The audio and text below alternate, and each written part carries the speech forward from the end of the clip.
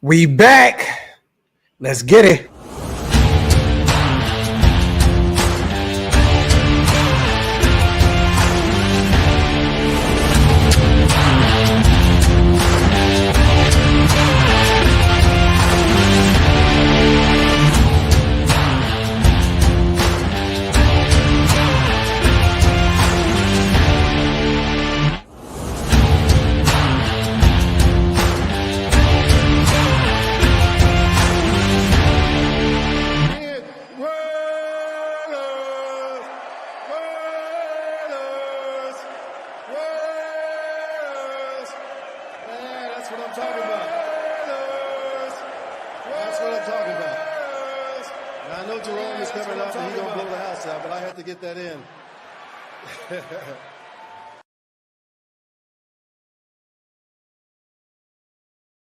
Yo, salute to everybody already here in the building, man. Welcome to the latest installment of the Graphk and Wasted Show. Or the Wasted and Graphic Show. Whichever way you like to slice it. Graph, I'm jacked. I am so excited right now. I see, man. You look like run DWT. You know what I mean? Like, you know what I mean? Not run DMC, but run Wasted Talent. That's the play out. You listen, that's the great. You know what I mean? Listen, that you think that's a play out, bro. That's actually a compliment, man. If I'm out here following in the footsteps of the great Run and Daryl Mack, DMC, man. Run DMC, bro. You know you love Run DMC. Stop hating. Come on, man. You know I do, man. Bias. Salute to the greatest chat in YouTube history, man. All you guys, make sure you wipe them feet, pay your bar tabs, hit that subscribe button if you're not subscribed yet. And real quick, man, before we even pull up, we already got new members in the building. Salute to Mike. Salute to Raider Ryan for gifting 5. You already know, man. Our chat is the best chat, period. Like nothing on YouTube it's just unmatched, man. It's unmatched. And hold on real quick. We got another one, man, from our resident Kevin Nash. You already know of Shieldmore, man. Salute to Spivey on gifting 5 as well. Appreciate you. Salute to all the members. If you guys want to become a member and you missed out on these, hit the link up top on both of our channels. Become a member. It definitely keeps the lights on over here at Shieldmore. And salute to Raider DB. I love this, man. Watching from the side, Chick's house in Sac. Yo, listen, man. We started something. Listen, man. Yo, that is in the spirit of what Graphk tells me Northern California is all about. Shout out to you, man. Shout out to you. Yo, salute that. He said, "What you know about Mobb Deep?" That's come on, man. I had every album as a kid, man. Come on. P is one of the greatest artists of all time, man. Salute. Yeah, the same thing. Like, how old do you think we are, Eddie? Right? You talking about some other kind of Mobb Deep thing? Is this like some YouTube chat thing that we don't know about? Because the Mobb Deep we talking about is Havoc and Prodigy. Yes. And I was funny. I was just listening to Hell on Earth the other day. You know what I mean? Actually, yesterday morning, working out. So yeah, come on, man. We love that real hip hop. Salute to everybody here. We got a lot to talk about today, you guys. It is officially here.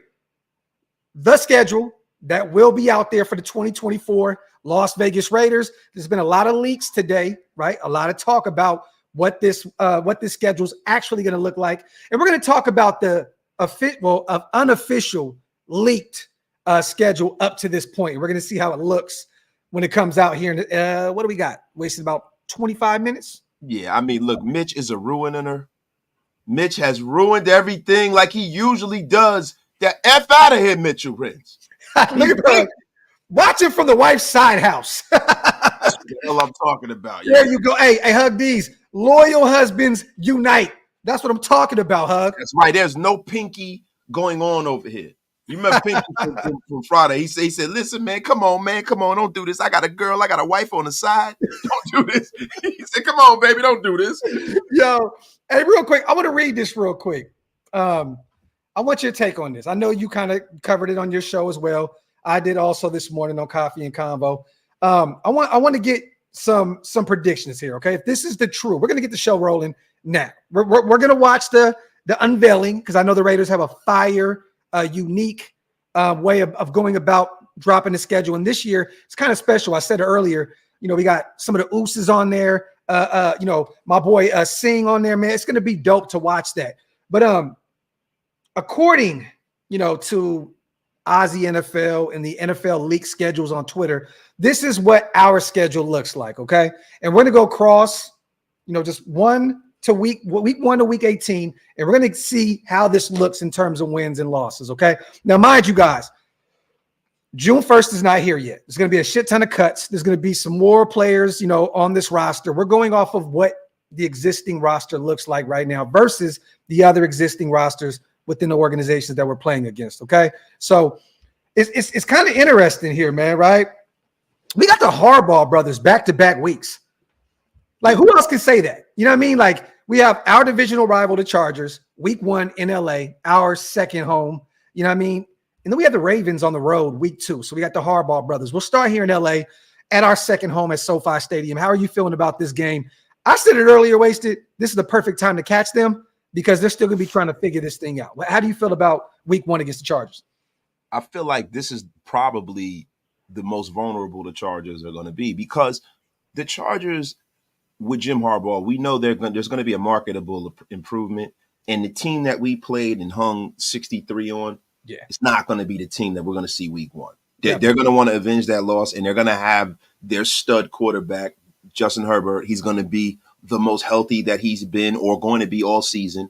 Right for us, right? Yeah. But it takes a while for things to gel. Mm-hmm. And I think that normally when you have a changing of the guard, it takes a few weeks to hit the ground rolling. We have so much continuity going into next season, especially if Aiden O'Connell starts, right? Yeah. That I give the edge to us because, listen, that's an unofficial home game for the Raiders. Yes. We run LA. Everybody knows it, and they know it too. Well, a few things. We are 1-4 at SoFi Stadium. So we've been owned there up to this point. Let's not act as though we went out there and we've been putting up dubs on the Chargers. We are 1-4 at SoFi Stadium against the Chargers. They're going to be a better on the field. I'm talking about in the crowd. No, I know. That's a home game. No, I'm just going off of just the stats in general. This is going to be a better coached team. But the one thing that they had a problem with last year outside of coaching wasted was what? Depth. Mm-hmm. You can't change that over one offseason. They still have a lot of holes on that roster. They still need to build that thing up. This is year 1 of the Jim Harbaugh experience. It's going to take some time to put that thing together. I like what they did at the wide receiver position by going young and bringing in the young kid out of Georgia, bringing in Brennan Rice. He's going to be very, very mad because he should have never been in the 7th round in the first place. They got some weapons out there, right? I'm not really afraid of their run game. Jim loves to run the ball. They got Greg Roman out there. I'm not worried about that. I think this is going to be, I don't want to say an easy W because divisional games usually, I'm not going to talk about the 63 burger, usually don't come that easy, right? But I do have us going into LA, our second home and pulling out the W and ruining Jim Harbaugh's, homecoming per se. So 1-0, I think we can both agree on that. And once again, like I said, I think the Chargers are still building that thing. They're still trying to figure it out. They got some aging veterans, on the defensive side of the football. But the good thing for the Chargers at this time is what happens wasted usually when we face them. Usually you're looking at some of these star guys out, right? This is week 1. You're going to see Bosa. You're going to see Khalil Mack. Yes, they're going to be the healthiest that they're going to be all season. Yes. And that's the scary part. And then you have a Jim Harbaugh that has a great defensive mind. They're going to be ready. But I think they're still missing a few things out there. And I think that our defense is going to have Herbert shook. Us coming off that performance last year, the way we just boom, boom, boom, boom, boom, got better when Josh McDaniels was let go. I just think this defense is going to come out just going insane.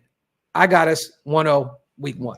The only thing, and I were it's 5-2. I will kind of push back on you a little bit, is Joe Alt is going to be the key to this football game. If Joe Alt hit the ground running, if he can hit the ground running, it could be a long game. But if Joe Alt has some rookie mistakes, has some hiccups, gets that pressure constantly from Max Crosby can wreck this game. Yes. Max Crosby can wreck this game. And also, from our side of things, when you talk about Khalil Mack and Joey Bosa, right? Joey Bosa and Colton Miller has always been kind of a slugfest, right? Yeah. But Thayer Mumford is the kind of guy who projects to give Khalil Mack problems. Khalil Mack doesn't do well with big tackles. He's never done well with big tackles. Mm-hmm. Trent Brown used to owned him. Owned him. Yeah. And Thayer Mumford is a bigger tackle. I would love to see Thayer Munford go out there and earn his money. So the tackle battle is going to be huge in this week 1 matchup. I agree with you, but I think Rashawn Slater is the better tackle, and they have their bookends, right? That's why I'm expecting Max to have a Max game. I'm expecting Malcolm Kuntz, but I'm expecting our new $100 million defensive tackle to have a big game. You know, they still have some young guards at the Zion Johnson, Boston College. They got some, the interior of that O-line is good, but it's not great. They have 2 bookend tackles. I'm expecting Max to have a Max game, but I'm expecting our new star defensive tackle to have a major game for us. I think the interior of that defensive line is going to have a field day. Him, Adam Butler, potentially Tyree if you kick him inside and out. I like what we're doing, but Rashawn Slater and Joe Alt, they are no slouches. Those guys are going to be really, really good tackles for the long game. They're going to be around for a long time. Yeah, man, people future, brother. Yeah. This is going to be something that the Raiders, and I don't mean to cut you off, we are going to have to deal with this. Yeah. We're definitely going to have to deal with this. And then, you know, look, the Chargers last year was the 28th ranked defense, right?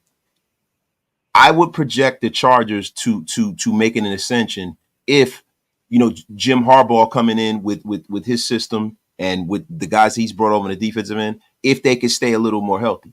Now, if you look at what the Chargers have done, man, the Chargers have gotten rid of a lot of dead weight on that roster.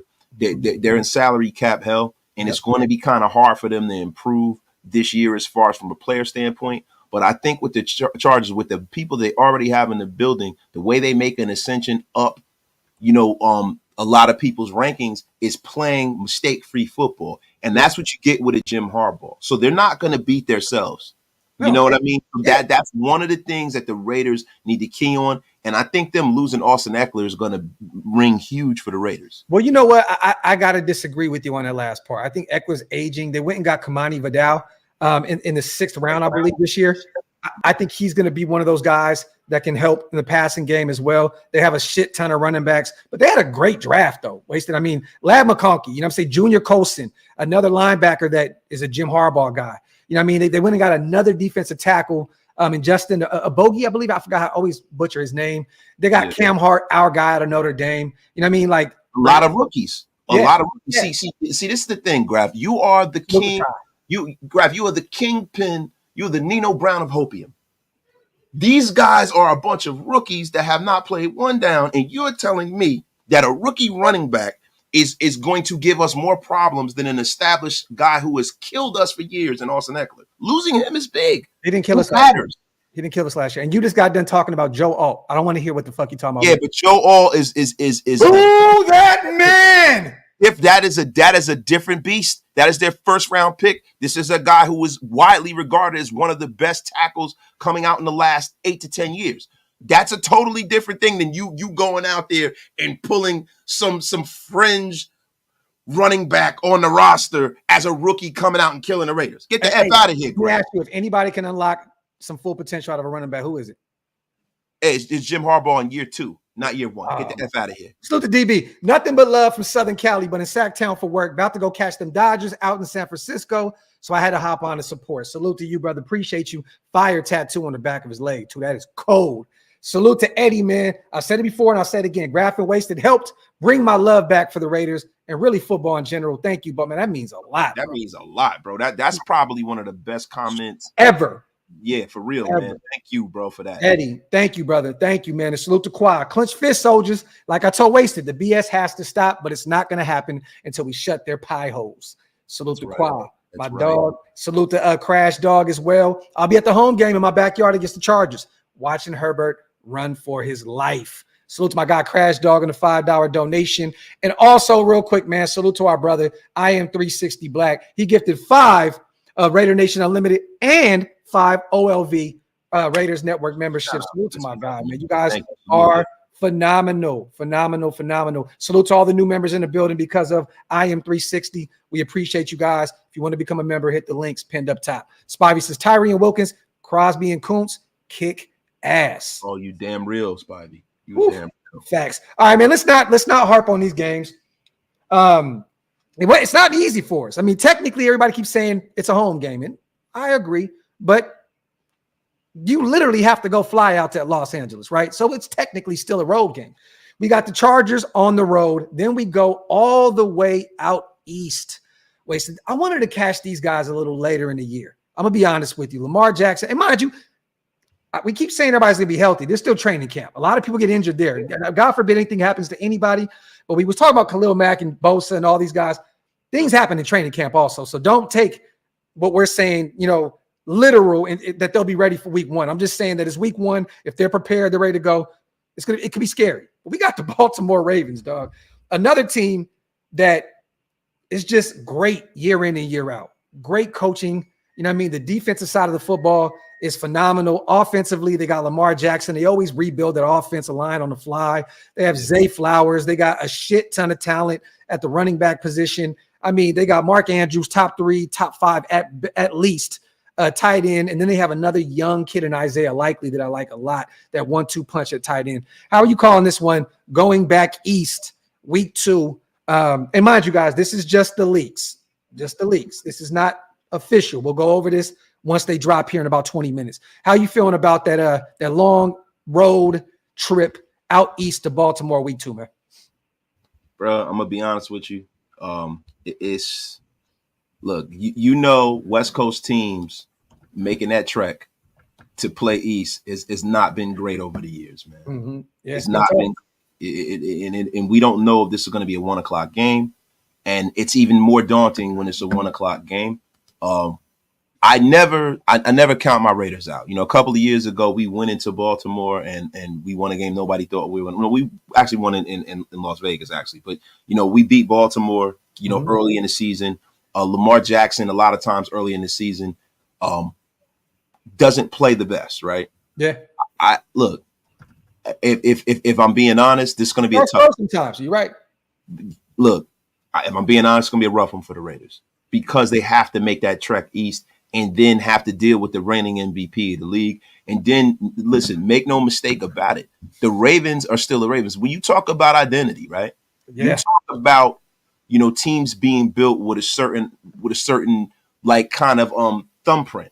The Raiders used to be that. We're getting back to that. Now, the Ravens are a team that I can think of right now. Them and the Steelers are the teams that are built in a certain way, and they don't waver from, how they do things. The Ravens are one of the best defenses in the National Football League. Oh, yeah. Clear. And they still are. Their offensive line is still physical, and it's gonna be a tough one for the Raiders. Now, I if I'm being honest, I hate ever picking against my Raiders, but this is going to be a tough one for the Raiders to pick up, man. Yeah. A lot of star power out there. Lamar, Derrick Henry. We didn't even talk about one of the greatest running backs of our generation going over to Baltimore this year. Kyle Hamilton, Notre Dame guy, probably the best safety in the league. Mark Andrews, Roquan Smith. They went and got Devontae Walker also in this draft. I like that sneaky move for them. They got the best kicker in the world in Justin Tucker, Marlon Humphrey, and then they had a really good draft wasted. They went and got Nate Wiggins out of Clemson. You know what Baltimore does with corners. They're going to end up turning this kid into something special. They got TJ Tampa in the 4th round. They're probably going to turn him, like they're going to make him into something as well.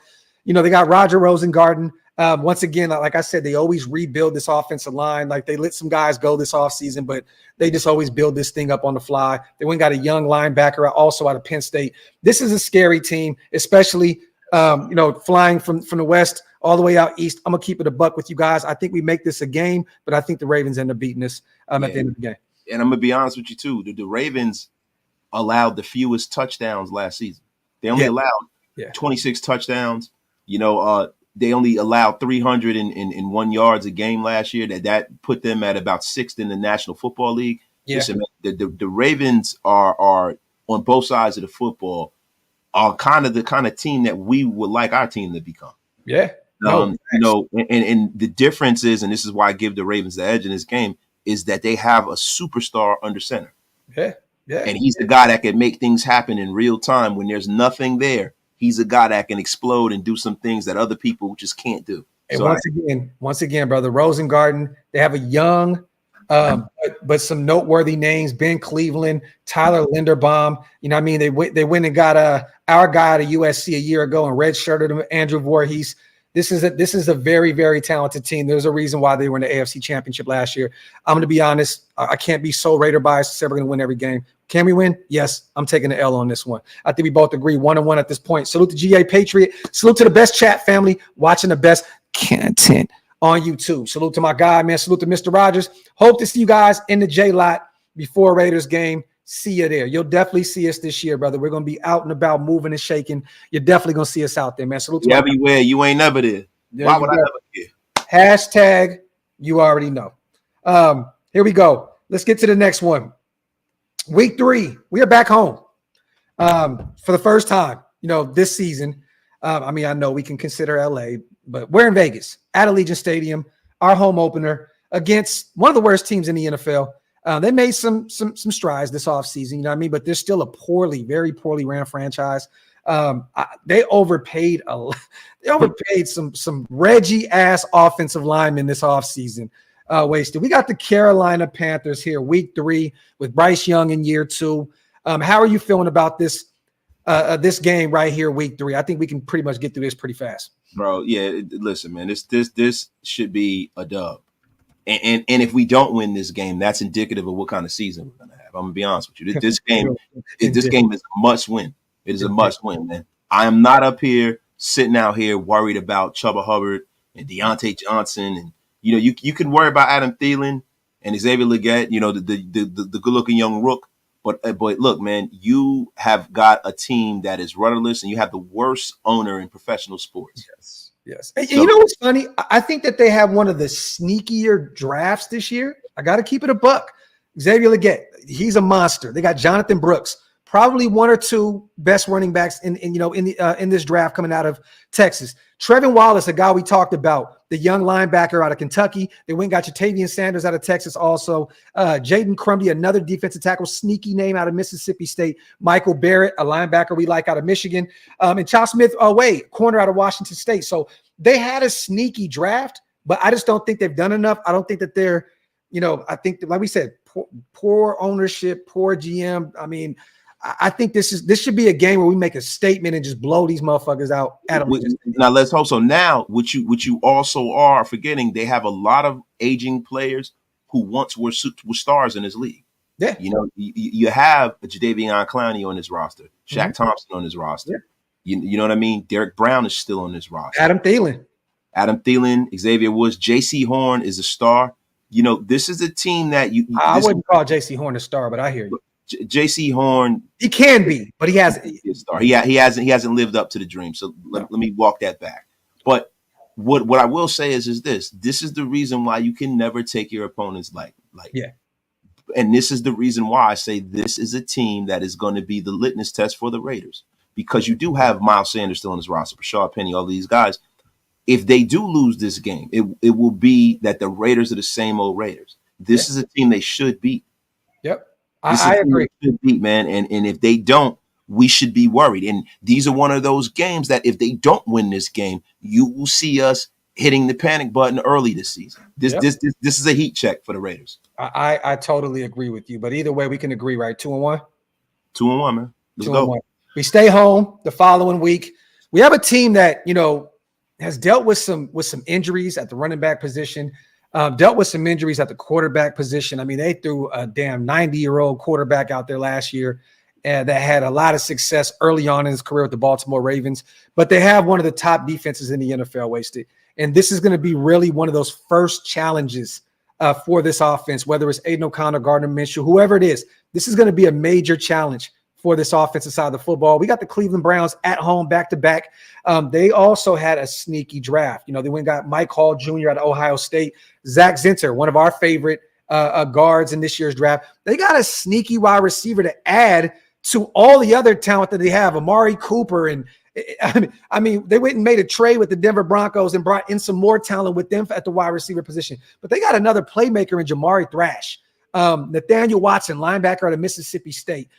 This is a sneaky offense as well. And it looks like Deshaun Watson should be ready for I don't know where he's going to be at this point, but this is a sneaky team. Outside of the defense, we know what they got. But there is nothing sneaky about this team, Graphk. There's nothing sneaky about this team. This team is right up front. This team is one of the more talented rosters in football. They're the number one defense, and until otherwise, they're the number one defense in football, and they have a myriad of talent up and down this damn field. Joe Baton, everywhere, offensive side of football, defense, everywhere. This team is built out, man, and this is another heat check for the Raiders. This shows us where we stand in the hierarchy of the AFC. Yeah. This is the game that'll show us. Now, what's going to be indicative of how the Raiders are going to. Nick Chubb won't be ready either, you guys. I want to throw that out there. He's not going to be ready. So how this is going to like kind of show us where we are is how well Deshaun Watson is playing at this point, because we have not gotten the Deshaun Watson from the Texans yet. And I don't know if that guy's ever coming back, and I hope that he doesn't come back this game. I'm going to pick the Raiders because Nick Chubb is such a humongous part of this team since Deshaun Watson has been out, and Deshaun Watson has played very bad. And at this point in the season, you can't get out of the Deshaun Watson business based off of what they paid for him. So even if he's playing bad, they're going to have to stay the course. And I predict that Deshaun Watson plays bad. I don't think that Deshaun Watson makes that rebound back to superstardom. Deshaun Watson, for whatever reason, his mindset, him being out of football for like 2 years almost. I mean, how many years has he missed so far now? Because last year he didn't play very much. He didn't look well. I don't know how healthy Deshaun Watson is at this point. The shoulder injury is serious. You know what I mean?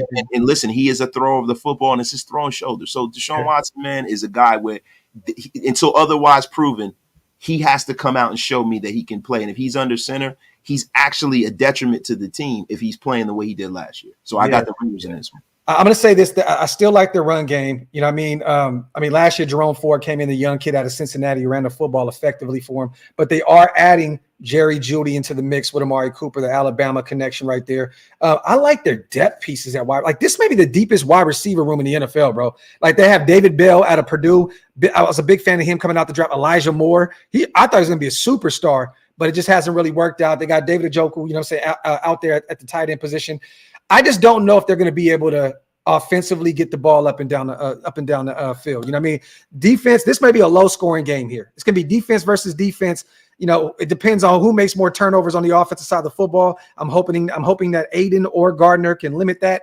And at the end of the day, man, I got us winning a close one at home. Close one. Yeah, and this is another heat check. This is showing where the Raiders sit in the hierarchy of the AFC. I mean, people say that the Raiders don't have the hardest schedule in the National Football League, and maybe this is my Raider bias showing. Excuse me. But this is a daunting schedule.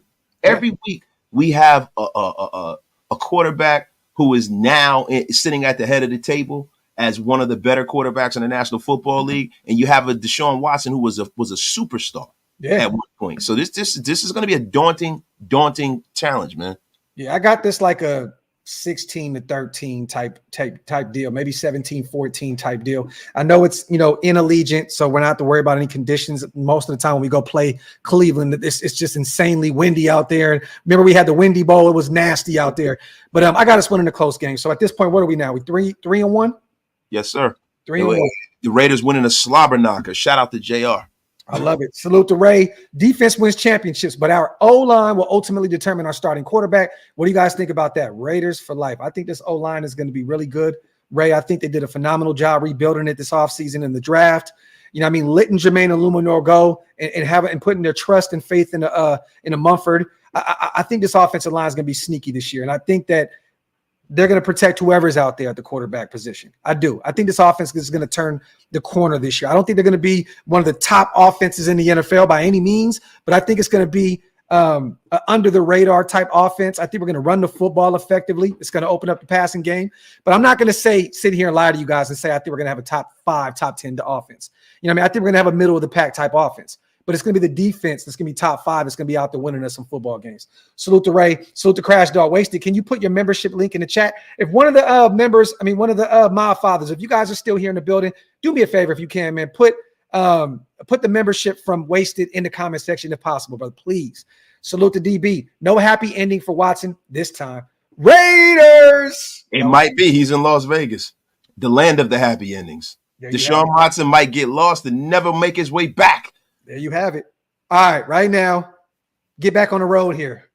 We're going against a team that we've owned. I mean, literally owned these past few, 3-4 seasons. I think it's 8-9 in a row at this point.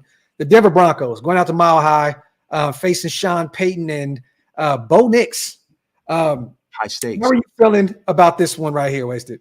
I think that the Raiders retain ownership over the Broncos. And we win this one. I think it's imperative for the Raiders to make it to the playoffs to maintain ownership over the Broncos and win both of those games. It is imperative. It's officially at 7 o'clock, you guys. The schedule is officially about to drop right now. I like what they did in the draft. They brought in Bo Nix. They needed a quarterback. They went and got Troy Franklin, the kid that he has a connection with out there at Oregon. They brought in Chris Abrams-Drain. Another guy that we liked a lot out of Missouri. Audric Estime, the running back out of Notre Dame. Yes. Big Notre Dame fans over here. I like what they did in the draft, but they're still kind of recharging out there, trying to retool and turn that thing around. I know we're on the road, but like you said, we've owned them. We've owned them. And I think we'll continue to own them. And listen, at the end of the day, what you can expect from most rookie quarterbacks not named Cam Newton is you're going to have some rookie growing pains. I don't expect for Bo Nix to come into the National Football League and hit the ground running to the point where he can come in and kind of dictate the pace and tenure of this game. I think he's going to be out there fighting for his life in the infant stages of his NFL career. Now, do I think Bo Nix can be a good quarterback in this league? Yes. But I don't see him being the kind of talent where he comes in and lights the Raiders up as a rookie. I just don't see it. Okay. Real quick. Now this is sight unseen, him playing in college. Now, this is not him playing preseason. So now that's where I'm judging it from. All right, here we go, y'all. I'm going to play this video real quick so we can get the official tissue here. You see right here, bro? It's official like a referee with a whistle. Let's go. Whispers of opposition. A storm. Look, Joseph, I'll read that in 1 second, brother. Hold on real quick. Brace yourselves. We're going to predicate this organization on class, pride, and poise.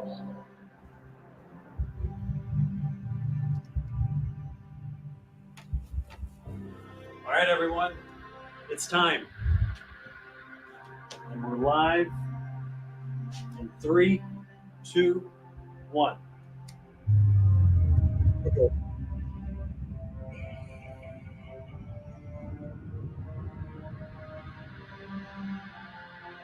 The autumn wind is a pirate. This is fire. Blustering in from If we get demonetized for this, I don't care. with a rollicking song. He sweeps along, swaggering boisterously. His face is weather-beaten. He wears a hooded sash, with a silver hat about his head, I was like, that Busta Rhymes? and a bristling black mustache. Busta Rhymes, man. Get the He growls as he storms the country, a villain big and bold. And the trees all shake and quiver and quake No. as he robs them of their gold. Oh, gee. The autumn wind is a raider, pillaging just for fun.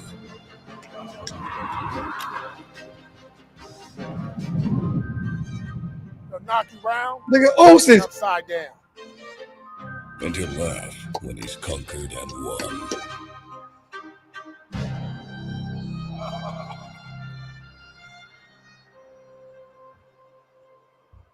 I love it. Raider Nation, stand up. beautiful. Beautiful. All right. So here we go. Salute real quick to our Ooses. Also, yeah, that gave me that The Rock. The Rock. I'm like, whoo, goosebumps for real. So here it goes. It looks as though we have the real deal. There's nothing different on this, you guys. It looks like the exact schedule that we were having. So, but now we can keep this on the screen. That's what's actually cool. So now I don't have to look at it. But phenomenal video, man. Salute to the people out there in Las Vegas that put that thing together. Salute to the Ooses. Salute to all the fans that were a part of that. That was phenomenal. Now let's get back to it. We're 3-1 at this point. We got Denver October 6th in Denver. I'm still like have chills from the video, man. I got us winning this football game, man. Yeah, I do too. I mean, I don't think there's really too much to talk about until they can win one from us. I just look, I'm going against the Broncos every time, all day, every day, because we've owned Hey, rookie starting quarterback. There you go. A team that's less, they're not as talented of a football team as we are. It's just let's just be for real. From all up and down the roster, the Raiders have them beat all across that roster. So, yeah, we got that one. And real quick, I like that somebody said you missed the preseason games. We got Minnesota, the Cowboys, the Niners. That's a chance to see what some of these depth pieces, some of these young rooks, some of these guys on the practice squad, look like. So not going to go too much into detail about those games. All right, so October 13th. These guys, man, before Wasted, we've owned these guys. You know what I'm saying? Like it seems like the last few decades we were just smacking these motherfuckers around. And these last 2 seasons got a little ugly for us. Yeah. I mean, the Pittsburgh Steelers. This is that rivalry that is renewed because back in the day what this meant. What this meant back in the day. The Raiders Steelers. It shaped the history of the National Football. Yeah, and these guys went out and got Russell Wilson on the cheap. They went and got Justin Fields for the cheap. Their quarterback room looks a lot better than it did these past few years. They have a nice run game. With Najee and who is it? Is it Warren? I believe it's Warren, right? And then they went and tooled up in the draft. How are you feeling about this game? It is in Las Vegas, so I got another one back home. I got us winning this game. Now, listen, I think the Steelers are going to be better, but I think if you think that Russell Wilson is going to round back in shape and become like an MVP level quarterback, you're sadly mistaken. And I think the Steelers, with the roster that they have on a week-to-week basis, can be beat. They can be beat. And at this time of the season, let's see how healthy the Steelers are. And then you have a Cam Hayward that's holding out, and we got to see how that happens. Seen that too. The thing that frightens me about the Steelers, they struggled a little bit on that O-line. They went out this year and they got probably potentially 3 starters from day one. Troy Fautanu out of Washington. They went and got Zach Frazier, one of the better centers in the league out of West Virginia. They went and got Mason McCormick, one of our favorite guards out of South Dakota State. Yeah. So their quarterback is going to be very well protected. They added a Roman Wilson, a wide receiver out of Michigan. Peyton Wilson, one of our favorite players in this draft. He fell down to, I believe, 97 in the 3rd round. All rookies. Yeah, I know. But at the end of the day, we're putting a lot on JCP in year one. We're putting a lot on, we're putting a lot on one rookie, bro. Bowers too. What you mean, bro? We're putting a lot on one rookie, right? In that positional group, we got a rookie that is surrounded by 2 seasoned veterans. We have a rookie that's on the left side of the line that's surrounded by our best lineman and another elder statesman that came out in the same draft. So that's a lot different than you having 80% of your line being straight up rookies. So what are the odds all 3 of them play in tandem well? That is the thing. So in the future, their quarterback of the future might be protected a lot, very, very well. But this year, somebody is going to have an issue there. Okay. So maybe play well, but maybe one of them don't. Since you're spewing nonsense into the universe, how are you feeling about this game? The effing disrespect, young whippersnapper. Don't you ever? Zach Frazier is going to be probably a potential All-Pro center in this league. Yeah, but that's Zach Frazier. But what about the other 2? You know what I'm saying? Like one of them are not like. It's just the law of averages. What are the law of averages that all 3 of them play? Bang up football. There's going to be false starts there. There are going to be growing pains. There are going to be sacks given up. And then with Russell Wilson, as limited as he's been in the last few years, I have the Raiders winning this game. They have to come all the way west. They come into our house. We're winning this game. And then, not for nothing, Najee Harris has played well against us, but he's very, very inconsistent. George Pickens is inconsistent. We're winning this game, bro. It's not inconsistent. Quarterback play has been ass. And to be honest with you, Najee, a lot. Najee struggled to run the ball because that offensive line has been ass, and they did everything in their power to get that O-line better. But at the end of the day, we're 4-1 right now. You got to win 5-1. I got to win. And like I said, man, these guys, you can't just put everything on an offensive line with Najee Harris. There's a lot of times when Najee Harris isn't hitting the right hole. Najee Harris is dancing. He's doing listen, bro. It's not all on the line all the time. There's a lot of guys who have come into this league and torn this league up with subpar offensive lines. And I'm going to give you a guy who played for the Raiders, Josh Jacobs. Josh Jacobs, a lot of the times didn't have the best lines, but he always was a guy who was productive in this league. Najee Harris should have been better from this standpoint, man. They've struggled to run the ball, Wasted, because that O-line has been bad, bro. Like Najee still had over 1,000 yards, I believe, every season he's had in the NFL. That doesn't mean a lot. He's had 800 yards his second season. He had 1,100 his first season. He gets a lot of carries, bro. Well, they got Warren. Let's not act as though that kid can't run the football too. You know what I mean? So they're going to move on from Najee. They didn't pick up his 5th-year option. He'll probably be somewhere next year. But either way, I got to win. So whatever the fuck we talking about, I still got us winning. We're 5-1 at this point. Now, this is the one that gets a little tricky for me. Okay, we're going back to LA, back to SoFi. And salute to Joseph Allen. Look at the second half of the season. No cold weather games. That was George Pickens. My bad. I stand corrected. 1,000 yards all 3 seasons. Graphk. You were right. I was wrong. There you go. Thank you, sir. Thank you. And I don't want to fight about it, so I'll just let him have it. He'd be wrong. Yeah. But salute to Joseph. That's right, though. No cold weather games. Maybe there is rain, but no snow. I like that, Joseph. And salute to Spivey. We need to channel our entertain. Our defense will F some people up. Look forward to the season. Salute to my guy. Now let's get to it. This is the one right here. I'm gonna be real with you guys. We're 5-1 at this point. We won some games. I mean, it sounds like we're Raider fans right here, right? 5-1. I got us losing this game, bro. I think that they're a better coach team. I love AP. It's still gonna take some time, for us to adjust. With the whole AP experience. They went out again. They had a great draft. This is what they do. Sean McVay. He lost Aaron Donald, the best defensive tackle of our generation. I mean, at least in recent memory, right? No, he's the best of this generation, definitely. There you have John Randall is another generation. So yes, but they went out and they had a phenomenal draft. This is literally probably one of my top 3 favorite drafts. They went out and got Jared Verse, Braden Fisk to take Aaron Donald's spot, 2 Florida State Seminoles back-to-back. They got Blake Corum, who is going to be a phenomenal pickup for them. Undersized, but he's going to run the football really good out there in that scheme. Cameron Kitchens, the safety out of Miami, Florida. I think that's a really good pickup. And then they got the edge rusher, Brennan Jackson, out of Washington State also. McVay is going to have that team, if they can stay healthy with Puka and Cooper Kupp coming back, really, really getting right from that injury.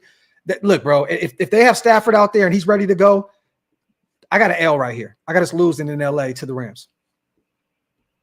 Not saying we can't beat the Rams. I'm not saying it at all. I'm just saying the Rams losing this football. This is a must win for the Raiders. Must, huh? 5-1, must win.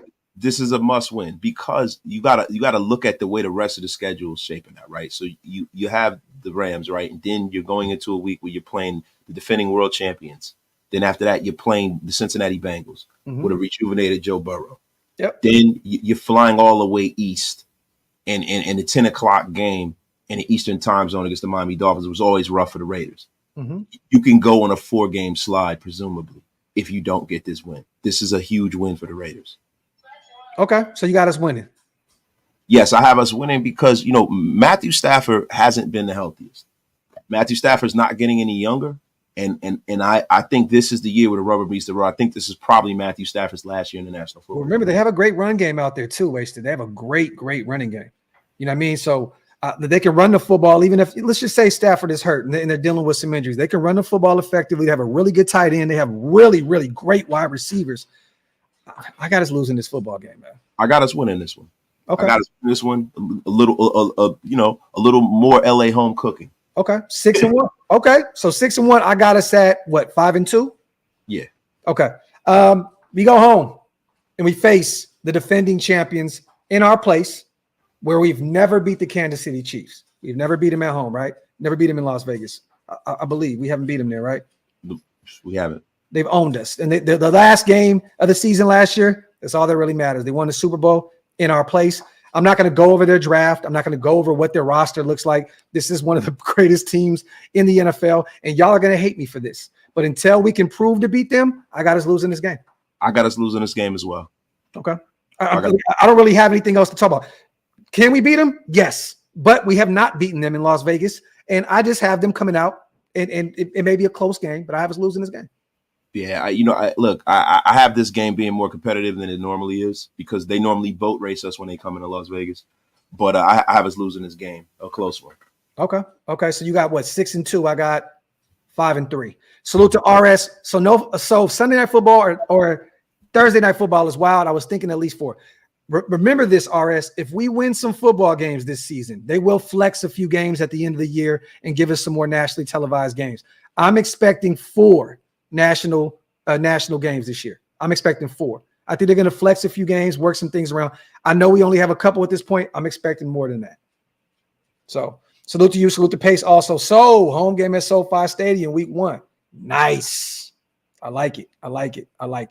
Yeah, and I know people are mad. I get it. You got upset. How is he a Raider fan? Hey, I'm just being honest, being transparent. Hey, listen, we are fans, but we have to be objective. We have to give you guys the truth. Yeah. right? Because, you know, most people sit up here and say, oh, the Raiders 17-0. That's not, we can't do that. We have to be realistic. This is the National Football League. There's only been one undefeated team all the way through wire to wire. It's the Miami Dolphins. And there's only been one that had an undefeated regular season. That's the Patriots. Yep. So by the law of averages, every team loses every year. It all depends on how the season finishes, though. Facts. All right. We're going on the road after this, you guys. Facing the Kansas City Chiefs at home October 27th, November 3rd. We are playing in Cincinnati. This is going to be a cold weather game. This is going to be one of the ones. I think this is going to be a really good game. I think we get our revenge from that wild card game, man. I really do. Burrow should be healthy. They have T. Higgins. I don't know what they're doing. I know he's trying to get an extension or trying to move somewhere else. You know, they don't have the money to really pay him right now. I know he's disgruntled. Trey Hendrickson is disgruntled, the defensive end. They had a really good draft too. I hate to just keep repeating myself, but you know they went and got some help out there. They went and got Amarius Mims, the right tackle out of Georgia, to help provide some protection for Joe Burrow. They went and got Chris Jenkins, one of the better defensive tackles in this year's draft. Jermaine Burton, a wide receiver out of Alabama that went under the radar. He's actually a really, really good option if T. Higgins does end up eventually moving on, which I think he will. They got McKinley Jackson, defensive tackle with a Texas A&M. I know I keep mentioning rookies, but I'm just saying we're going over the draft. Josh Newton, sneaky corner out of TCU. Eric All, tight end out of Iowa. How are you feeling about this game right here? Wasted. I have this. This is a tough one, man. I have the Raiders losing this one. You know, okay. I have the Raiders 10 o'clock game. You know, it's a Central Time zone, but the thing about it is, most likely a cold weather game. And Aiden O'Connell's a kid who can play. And it's a team that's built for cold weather. But the thing is, it's very, very hard to go in and beat one of the three best quarterbacks in the National Football League. And if Joe Burrow's healthy, you know, and with the receiving core he have and all of the talent he has at the skill positions, I see the Raiders having issues staying up unless Aiden O'Connell takes – see, a lot of my opinion is based off of, you know, how I view Aiden O'Connell at this point.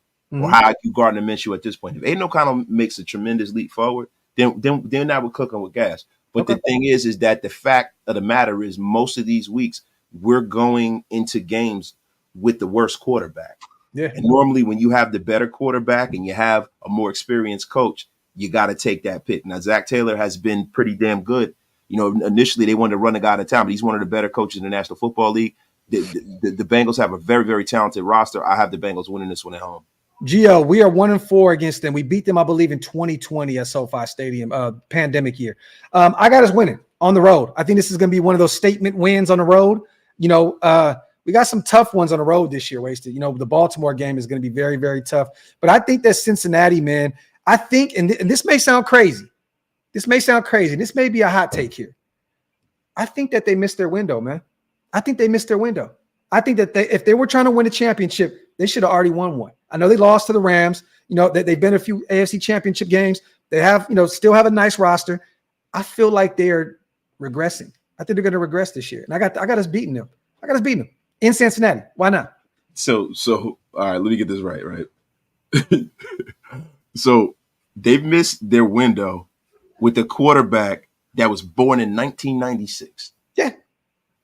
He's a kid, Graphk. Yeah. The F are you talking about? I'm talking about that window right now. I'm not talking about they can't bounce back and make another run at some point. I'm just saying the window closes when the quarterback and that wide receiver is no longer there and that coach is no longer there. It's the same window. What the F are you talking about? The window's open. The window's closed. Man, get the F out of here. The window's closed, man. We locked that shit up. It's a wrap. We beating Cincinnati. I don't give a shit what you're talking about. On the road, we get Cincinnati. F out of here. You know what I mean? Salute to Rudy the vet, man, my guy. What's up, Wasted and Graphk? Y'all headed to the Baltimore game. Now that it's week 2, man, shit. I mean, do you want to go? We rolling? I don't know, man. We got to talk about that off air, man. Okay, let's talk about it. Salute to Rudy, our guy. He said, bro, just be saying shit. Hey, man, hey, start a podcast. You can say some shit too. Salute to you, Oscar. Real quick, man. So after that, we get a bye week, a much-needed bye week. And actually, you know what? I'm supposed to be doing something here. Real quick, give me a second, real fast, man. I want to do something here because out of here, Graphk. Let me see.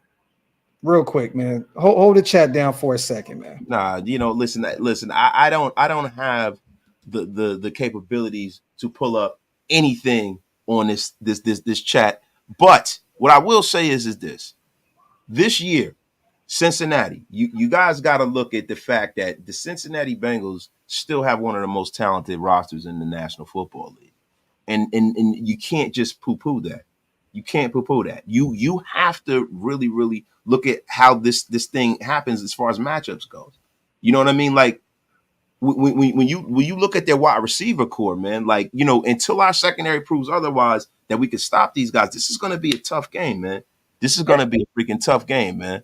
You guys have to remember this as well. I'm not saying that their window is closed because of like T. Higgins is going to be out of there soon. Trey Hendrickson is already complaining right now, coming off of a major productive season. If he doesn't get a new deal, he'll retire.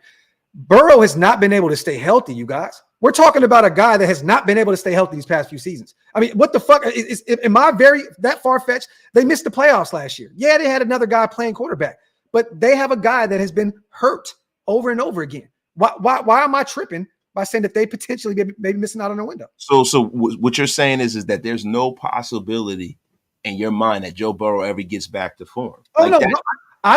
Once we determine that Joe Burrow is no longer one of the upper echelon quarterbacks in his league, that's when their window's effectively closed. Yeah. Well, I mean, hey, you know, I'm right, you're wrong. Get the F out of here. Last time I checked, man, you just fact checked something a few seconds ago, and I was right, and you had to correct yourself. So here we go. Well, listen. Turnabout is fair play. Listen, the sun shines on the dog's ass every once in his life, man. You're due to be wrong after the last 100 times of you being wrong. It's okay, Graphk. It's all right. The F out of here, man. Hold on. But, hey, listen, my guy Raider Rebel said, but the Bengals offensive line was sus last year and didn't lose a tackle. And our defense will be much, much better. Raider Rebel with the Raider Hopium coming out of his ears right now. My brother Ridgeback is in the place, man. He says, Cincy is the 99-cent store of the league. No one wants to play there. Mike Brown. Hey, man, listen. Hey, I've been to Cincinnati a few times. I never want to go back. So yeah, it sucks. It's the same way Detroit. You still hating on the D, man. You wilding, bro. Detroit. Oh, man, nasty work. It is called the D, bro. The effing soap. This guy's talking about D and every. What the F is going on here, time, bro? I am from up and grand closing, everybody. Listen, I am from Sac. I know that's nasty too. You just you're just talking about D and sacks on it. The F is going on here, man. Hey, salute to Detroit, man. My country cousins, man. I love Detroit, man. I love Detroit. Real quick, you guys. So we have a bye week right here, and it's well needed. You know what I mean? This is actually a perfect time to get the bye. I think it's probably the best bye week we've had in many moons. Wasted. I mean, can you agree? Week 10, you know what I mean? Yeah. We've been going a nice little run. Finally get a bye here. I think this is actually a cool, perfect time to retool coming off the road. Wait, wasn't it back to back? Or could be. There's at and a verse to Kansas City and then at. So that's that. So coming off the road, we get a bye week because we're going to need it because we're playing a team that is just speed. But I said this the other day on the show. I wanted the Miami Dolphins a little later in the season, Wasted, because you know how speed is. You got Waddle out there, you got Tyreek, you got a chain. Was it a chain? You went and got the young kid out of Tennessee. What is it, Jalen Wright? You got OBJ. There's a lot of speed there. But by week 11, these young kids, these young guys, I don't want to say they're all young because some of them are low age, but they're beat up. These speedsters are beat up. The hamstrings are all, you know what I mean? Like, this is a good time to catch the Miami Dolphins lacking in Miami. A bunch of show ponies. That's what it is. And, you know, the Dolphins, you talk about a team whose window never opened. I don't see the Miami Dolphins. I see them being a team who is flashy and everybody picks them every year, but I don't see them being a team that gets much motion because what they lost was they lost the linchpin of their defense. And he plays for the Raiders right now. Christian Wilkins. And also they have an off-injured quarterback who wasn't that good to begin with until it turned the ball over. You have all of these players. You have all of this talent, how fast they are, all this and that. By this time in the season, some of them show ponies are going to be in the staple. Agreed. And I think the Raiders are going to go down there and we're going to bust them in the mouth and we're going to be physical and you're going to get a better Aiden O'Connell. We almost beat them last year and they were a better football team last year. We're going to go down there, offer the bye week. Hopefully, you know, and this is one thing about AP that I love. He and trusts his guys to be professionals. So he's probably not going to do the whole go to the East Coast time zone thing, right? It'd be nice if he did after the bye week, but he's going to trust his guys after the bye week to come retooled, ready, and acclimated to that East Coast time and go in there and go beat the Dolphins. I love the fact that they don't have to turn around on a dime and go into Miami, right after playing in another time zone and getting nicked up. So they're going to be healthy and they're going to be rejuvenated. I got us winning that game. I got us winning this game too. We have a few former Miami Dolphins on this defensive line. I think they're all going to be coming out for blood. You know what I mean? And to be real with you, at this point, in a few weeks, I think we may even have another former Dolphin that is very disgruntled with this organization after being a 3-time All-Pro cornerback for them. I'm really holding still hopes out that Xavier Howard is a Raider. Get the F out of here. I'm just saying, man. You know what I mean? Like, stop with this. And also, look, we played them very close last year, you guys. We played them like we almost escaped Miami with a dub. This team is better this year. We have way more talent, top to bottom, way more depth, right? We had a really good draft to add to this. We just stockpiled a bunch of talent this offseason. I have us going out to Miami and beating them. I do. I have us beating Miami in Miami. Nice weather. It's probably gonna be late 70s, early, like it's gonna be nice. It's gonna be nice, bro. It's gonna be nice out there. It might be. It's the middle of November. You never know. Florida is weird that way. You know what I'm saying? And it's not going to be cold down there because it's like tropical. Like northern Florida is a little different, but down there in Miami, it's kind of like tropical weather down there. But it might be nice and mild. So a lot of the advantage that the Dolphins have is early in the season because after halftime that sun shifts and it kind of bakes the guys on the visiting roster. But later in the year, the temperatures aren't as bad. So you might have a nice mild day and the Raiders can go in there and just kick their ass the whole time. 1824, when you really watch college football and you really, really dive deep into some of these players and you realize that was probably a historic, draft class in terms of talent, I think a lot of these teams we're going to be praising the way they drafted. Don't get me wrong. There were some teams out there that drafted very poorly. And if we were playing them, I would say it. They had a bad draft, so on and so forth. Most of these teams on this list had really, really, really, really good drafts. So I have to give them their flowers at the end of the day. You know what I mean? It is what it is. And see, the thing about it is, Graphk, in time, you will be 100% correct about a lot of these teams that you think have drafted well. Right? Oh, yeah. I know it's early. But it doesn't normally pay dividends right in the beginning of the season. Yeah. So that's the reason why, if I'm being honest, that's why I'm pushing back on you because all of these rookies are not going to pay dividends right off the bat. We will see how good this draft class will be 3 years after that. Shut the fuck up. Man, get the F out of here. Salute to everybody here in the building. Hey, wipe them feet, y'all. Do me a favor, hit that subscribe button. Pay your bar tabs on both channels. We appreciate you guys, as always, breaking down the official schedule of our Raiders for the 2024 season. So we go from playing in Miami where we both it's an early game too. I didn't realize it's 10 a.m. It's gonna be a tough. That's a tough one. I said they have to overcome that. But see, this is the thing about the Raiders taking that ascension to being one of the better teams in the league. Good teams overcome things like this and they win. Yeah. Now look, like 70 to 75% of teams that come east and 1 o'clock, 10 o'clock games, they lose. Yeah. But these are the kind of games that the Raiders have to win. Yeah. Because look, man, when you really look at it, we are going into games where we're staring down the barrel at some of the best quarterbacks in football. Herbert, Burrow, Mahomes, Jackson. That's the Magnificent Four, really, right? So games like this, when you have a middling quarterback like a Tua turn the ball over, you got to win that game. Games when you're playing against Bo Nix, you got to win that game. Games when you're playing against a Deshaun Jackson who's been compromised the last few years, you got to win that game. Well, this is the thing. This year, you guys, if we want to turn that corner, you got to beat a few teams that you maybe not supposed to beat, right? This is the year where you have the Bengals, the Chiefs twice, the Rams. There's a ton of teams over here, some playoff teams that technically, because of the way our season went last year, we're not supposed to win. We're not supposed to beat these teams. If you want to take that next step and show the NFL that you got to bust a few of these teams in the mouth. And I think the Miami Dolphins, we're going to catch them lacking at the right time. That's the reason why. And I totally agree with you. Yeah. I totally agree with you. I think these are those kind of those kind of watershed moments as a football team, when you make that ascension from being a team that's not looked at as one of the better teams in football and become a better team in football. These are the kind of obstacles you got to overcome. That Fact. 1 o'clock game. Fact. Miami, book that one. We got this one. Salute to the 1,700 people in the building, man. Wipe them feet, y'all. Pay them bar tabs. Then November 24th, the following week, we have the Donkeys back at our place. We already talked about them early on. We're going to beat them again. Until proven otherwise, they're not beating us. I have us winning this game, coming off the bye week 2-0 after the bye. How you calling this?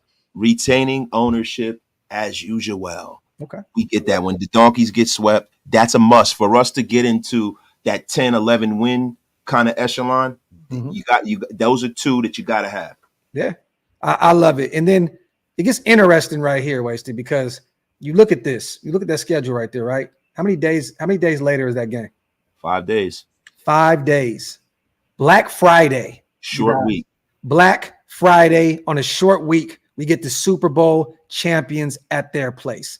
This is going to be tough on a short week. You're playing against Patrick Mahomes, Andy Reid, Travis Kelce, all that talent that they have on the defensive side of the football.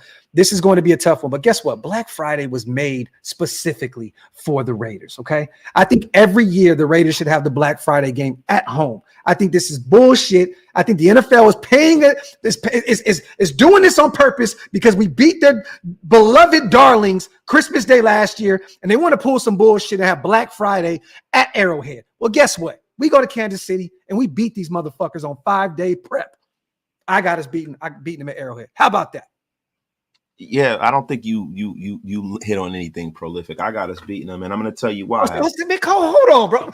When you be in your shit, hey, Grab, could you shut the F up so I can get finished getting my goddamn thought out? What's wrong with you? Get the F out of here. Disrespectful, man. You are disrespectful.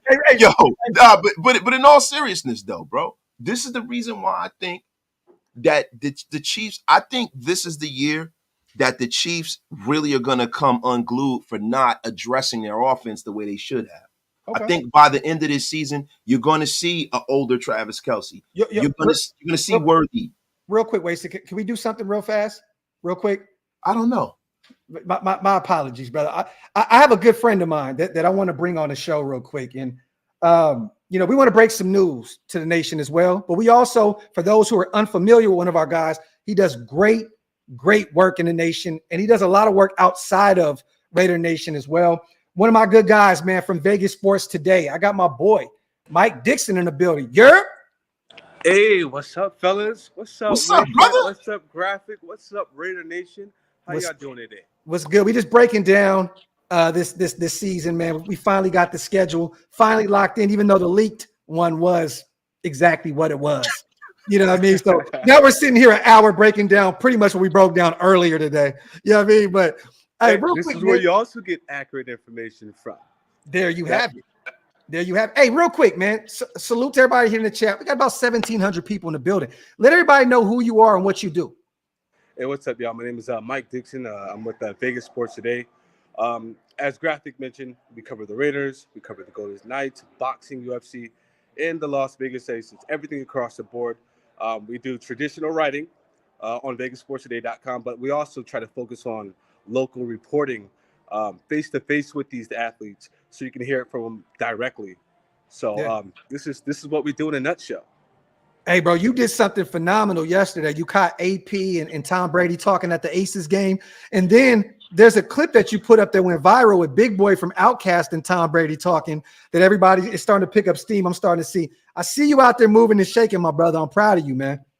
Hey, thank you. And one thing that was left out in that clip, Big Boy's name is Antoine. So he told Tom Brady yesterday, he was like, I'm Twan Brady. So got a real nice chuckle out of that. And he said, I miss you in fantasy football. So that was like a cool little moment that you will see on TMZ at some point today, but also published tomorrow. So, meeting up with AP, walking into that Las Vegas Aces game, he's a man of the people. Wasted, he's familiar with boxing, just like you are familiar with boxing. And, Wasted he's the deep in the people's box. champ. Exactly. Yes, he sir. was walking amongst the people into the home opener. You know, great guys like Muhammad Ali did that out in the community, out at sporting events. Yeah. So, you know, AP not trying to go away from the fans like other coaches did in the past. You know, that tells you a lot about that man's character as a leader amongst the people. Yeah. You know, so to me, I think that he's been sold this team, he's been sold this fan base. And that later half of the season when he ended up taking over for Josh McDaniels. And this isn't just like a PR gimmick. This is the real deal. Yeah. And I think fans can see that. You know, when you talk about a successful franchise and a successful organization, a lot of times a franchise takes on the identity of a particular person. And good leadership, as in life, sports, wherever, it starts from the top. And if you get that level of leadership from the top, it's a trickle-down effect that is going to pay dividends on the field, man. When you look at Max Crosby, Antonio Pierce kind of being lock and step, and then on the offensive side of the ball, the standard has been raised with the way Devontae Adams goes about his business. I'm very, very hopeful for this season, man. And I love the fact that Antonio Pierce is not a beyond reproach. When you have leadership that's beyond reproach, and I don't want to crap all over Josh McDaniels, but Josh McDaniels kind of had a level of arrogance that he didn't earn as a head coach. And I love that AP is being humble enough, but forceful enough to take this organization into the future. And Mike, you're in this locker room that I'm in right now every week, right? You've seen the difference between Josh McDaniels and AP, the locker room press. You've seen it, like you've seen it firsthand. Like for everyone to praise AP, it's rightfully so, man. That guy is such a breath of fresh air to this organization, and he knows exactly what it means to be a Raider. I'm excited about this season, man. And I want to say, man, keep dropping that great exclusive content. Let everybody know where to follow you real quick on YouTube. So you can go to Vegas Sports Today. We upload daily practice footages, interviews there. We also do clips on Twitter as well. But I want to touch on something that you and Wasted mentioned. You know, when Wasted said he's humble and he wanted to earn that position, like that's something that stood out when he said, I don't want to take that head coach office if it's not mine. He's sitting in that linebackers. That tells you a lot about that man's character. Yeah. You know, it's like, I want to make sure my resume speaks for it on the field as an interim head coach, in which he did. And, you know, what the Tom Telesco said during the draft in the offseason, that was Rich Gannon at the Raiders draft party. He said, you need 30 guys like Max Crosby, Devontae Adams. Yeah. That's going to turn around that franchise. And that's exactly how Antonio Pierce played as a player, and he's coaching players just like that. Yeah. So, and to add on to yesterday, I was speaking with local media, and I was telling them, you know, Mark Davis has learned something with the Las Vegas Aces and the WNBA. Obviously, it's not quite the same because it's a different organization, it's a different sport. But Becky Hammond, she was brought in when she ended up taking over for Bill Laimbeer as a player's coach. And obviously, Bill Laimbeer is a player and is a player's coach. But having the same gender, it does matter because definitely relates to these women. So, you know, you bring it in a player's coach, you come in, win a championship your first season, and then you do it a second season. So Mark obviously identified that it works for that formula. It works for those franchises. It works for that system. Yeah. So, you know, that's something to keep an eye on. So let me ask you a question, Mike. You know, you have the pulse of Las Vegas, right? And the link is right here too, Wasted. Just a heads up. Vegas. Everybody hit the link. But I always wanted to ask somebody who was on the ground floor, ground zero in Las Vegas. The Raiders have always had a decided advantage when we were in Los Angeles and when we were in Oakland as far as a home field advantage. These are Raider towns. California in general is a Raider state, right? In Las Vegas is such a transient town and it's such a new sports media market. Like, how close do you think the Raiders are to taking this town over, man? I think we're one playoff run away from just taking this town over because I see how much the Las Vegas fan base got behind the hockey team because they're winners. Yep, Vegas born. It's night and day. I mean, how close do you think the Raiders are to really infecting and taking this town over and being the number one team in that market? They've been the number one team in this market, even with the Vegas Golden Knights. And that's with all due respect to the Knights. That's with all due respect to the two-time champion Las Vegas Aces. But the true number one ticket in Las Vegas, sports and entertainment, is the Las Vegas Raiders. There you have it. Period. Period. Period. And like you said, Wasted, we're just one nice little playoff run away from just absolutely running off, running off with Vegas. Like I'm telling you, when we're there, you see it, you sense it. Every year since we've been there, at first it was a little, you know what I mean? But slowly but surely it's becoming a Raider town. Every time I go out there, I see more Raider stuff all over the place. Whether you're in Albertsons, it doesn't matter where you are, local gas stations, Raider stuff is everywhere. It is becoming a Raider town. And we already know that winning cures everything. Once we start to do that, absolutely. You said something. I want to add on to that. When the Raiders were announced and it was official that they were approved to come to Las Vegas, right? They were accepted with ease, right? Now, if you compare it to the Oakland A's, they're not accepted right now. Yeah, it's public funding, $380 million or half a million towards that. And they're saying that the local community, they don't want it, but it's a lot to digest and break down because it's so much involved, and we just can't pinpoint it to one exact thing. But it goes back to your original point that the Raiders were easily accepted here. Yeah. Well, yeah, we know the National Football League is the number one brand in entertainment. Yeah, easy. A lot of people say Disney. I say different. I say it's the National Football League. I agree, without question. And wasted. Women would say Usher, but I agree. Yeah. Well, that's a whole nother ball of wax, right? But when we talk about entertainment in America, the Church of the National Football League reigns supreme. So I wouldn't expect for baseball to get that same kind of legs, right? Correct. I want to ask you something else, Mike, and this is just from your honest opinion. You covering this team and you covering the National Football League. How do you feel about Aiden O'Connell taking that ascension to being a viable starter in the National Football League? Like, how close do you feel he is to that? He still needs development. It's going to be a competitive room, but what matters the most is Tom Telesco and AP's opinion. So if he thinks Aiden O'Connell deserved the first snap, he should get it. And we've seen enough from him. Well, we've seen a small sample size from him on the field last season. And looking at the Raiders rookie camp last week, I was looking at that Luke Getsy offense. It's a lot of I seen tight ends flanking on the outside, going in motions. So I can see a lot of 12 personnel running the ball. Yeah. So, and what did the Raiders draft Aiden O'Connell for last year? Short, quick, intermediate passes. Yeah. You take those shots downfield when you see it there.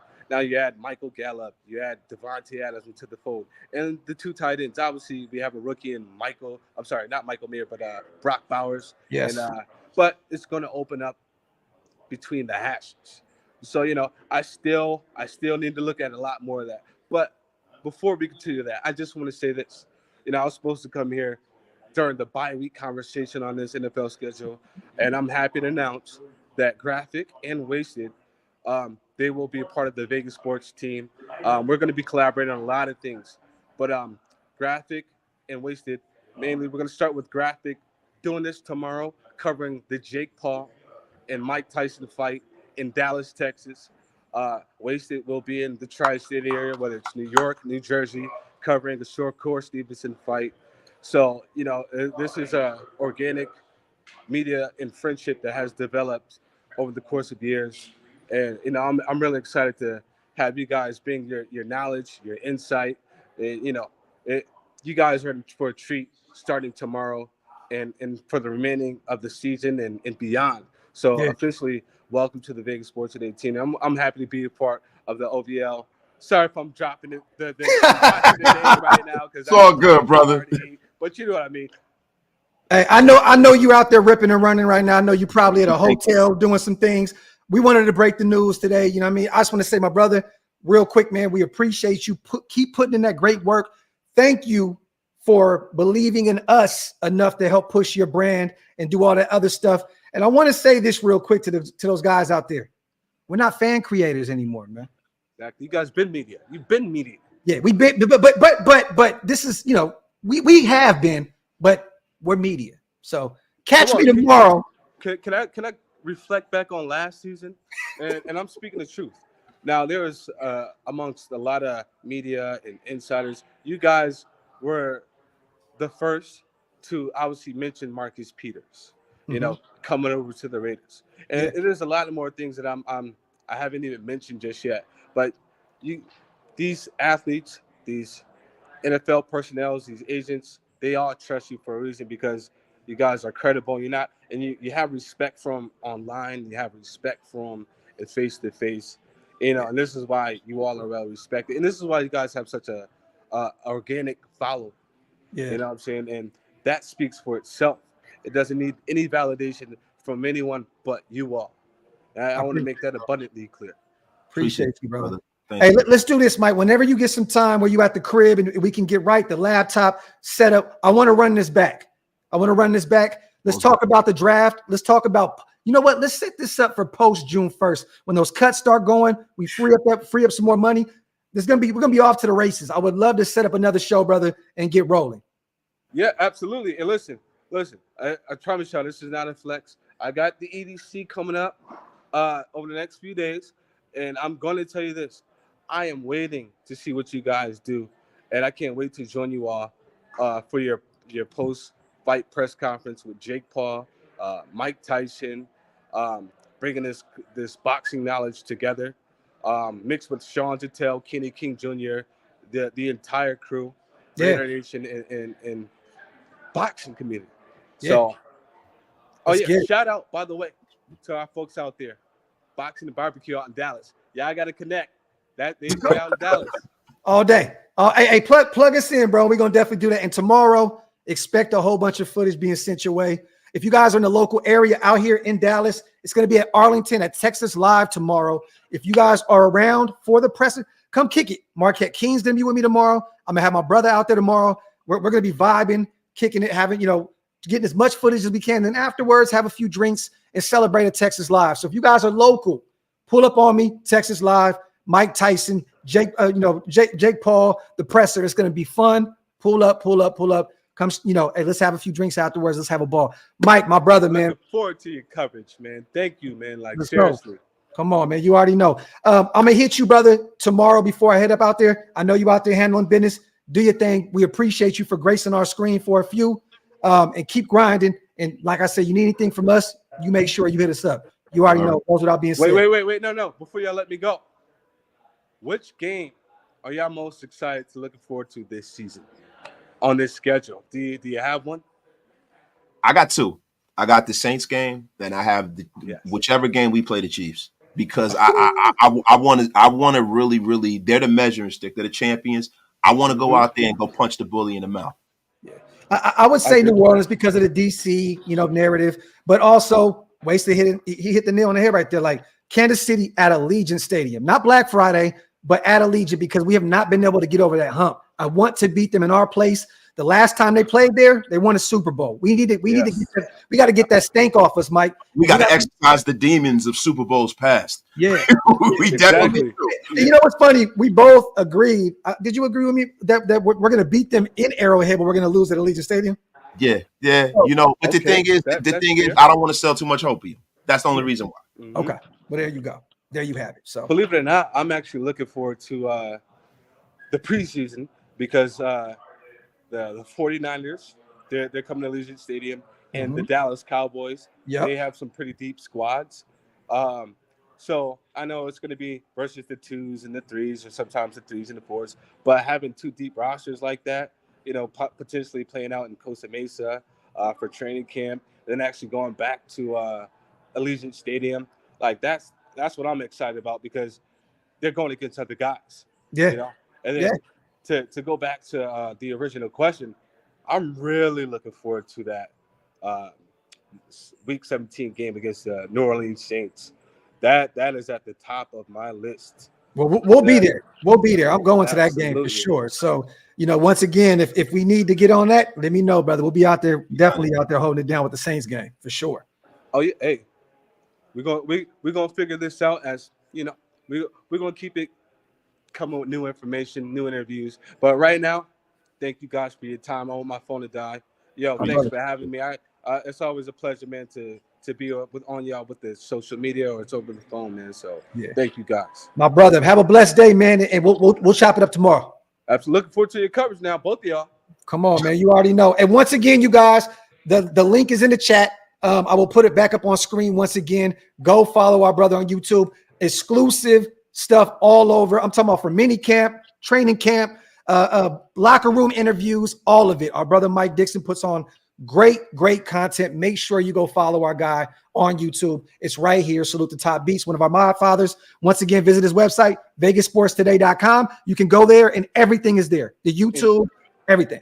Y'all will be joining us for simulcast on YouTube as well when it comes to Costa Mesa. So in training camp, other things. So I'm also looking forward to that collaboration in the future. There you go. My dog. Have a blessed day, brother. We gonna like I said, we're gonna double back tomorrow. Peace. Right, thank you, fellas. Have a good one. My brother. Salute, man, to our brother, man, Mike Dixon, for pulling up. Salute to our guy, man. Such a good dude. Yeah, man. Hey, we're gonna finish these last 4 games, but we had to break some news for you guys, man. We're trying to take the brand elsewhere. You know what I mean? Cover and you know what's funny? When Mike hit me up and said boxing, the first thing I thought was, I gotta call Wasted. I gotta call Wasted. You know what I mean? And Mike is such a solid dude. He's so in tune with everything that he was like, bruh, what? I pretty much that's a package deal anyway with y'all too. So what's up? Like, what are we doing? You know what I mean? So I just want to say, hey, real quick, people saying congrats to you too, Wasted, man. Hey, we're moving and shaking, bro. We're doing more things. Just want to say, man, thank you to everybody in the chat for all the kind words. Appreciate that, brother, and definitely congrats to you, man. What you've been doing, man, is amazing. I think it should be studied, bro, because this is a platform that was grown out of the mud, and there's a lot of platforms that have benefited, including myself, off of the platform that you've built. And I think not enough has been made of that. You know what I mean? And look, man, I'm not blowing smoke. I'm just being for real, bro. Yo, amazing what you've been able to do the last few years, brother. I appreciate you, man. Let's get back to this. We just got done talking about smoke in Denver. I think we both, I had us beating Kansas City in Kansas City. Did you have us win or did you have us losing? No, I had us winning. Okay, so you have us winning. So December 8th, week 14, we head back to Florida. Feels like we just got home and we're right back on the road out there to Tampa Bay to face Baker Mayfield and company. How are you feeling about this game out there? I think this is going to be pretty quick for me. And I know they're a playoff team. I know they won the division last year. I know they have a nice coaching staff and they have some nice talent on that roster. But I want to know what you got first. This is a 1:00 game, and this is a game that I think the Raiders change the trend and go out there and beat the odds and go out there and beat this team. This team is really the tallest little person. They are a team who won the division and the worst division. We wasted being politically correct and shit. Yeah, I have to, right? Right? But yo, listen, this is a team that is in the worst division in football. So, this is a team that probably would be the worst team in our division, even with Baker Mayfield. And the only thing is Mike Evans is always formidable, but at the end of the day, he can't beat us alone. This is a team that is devoid of talent as it pertains to us and our roster. We're just a better football team. We should definitely win this game.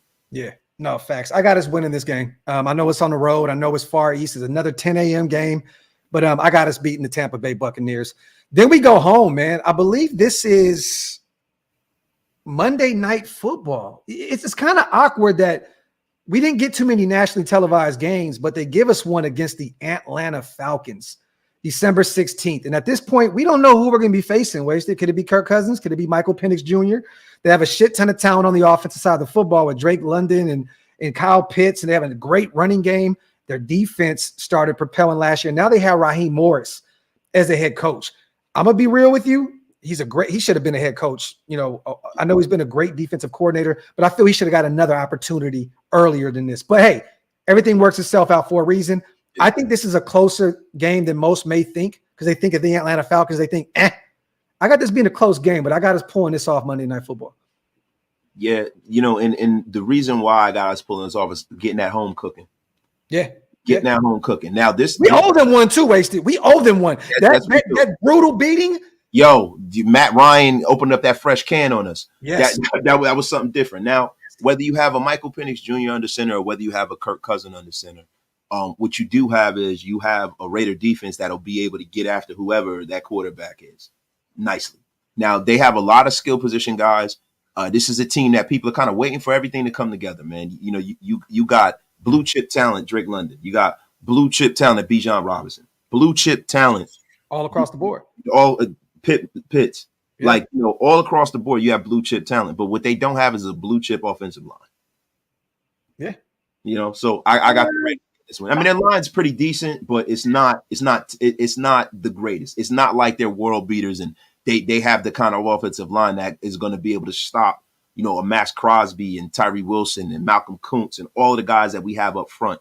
I think that's where we win this game. That's the reason why the trenches are so important. Listen, the shortest distance between 2 lines is a straight line. And I think this is a Christian Wilkins special. We will be winning this game. So they got Rook. They reached a lot in this draft. I thought that, you know what? Salute to everybody here. Guess what? I'm finally going to say somebody had a bad draft. I think that Atlanta reached. I mean, don't get me wrong. I love Michael Penix Jr., but you have Kirk Cousins on your roster. Then they took Rook, the defensive tackle out of Clemson, which I like a lot, but I had like more of a 3rd round, 4th round grade. I think he's a developmental product. I think you're absolutely right about this. The first time I've agreed with you today. Bang Zoom, Greg. Oh shit! I may be wrong now. Then if you're agreeing with me, but I'll take it. You know what I'm saying?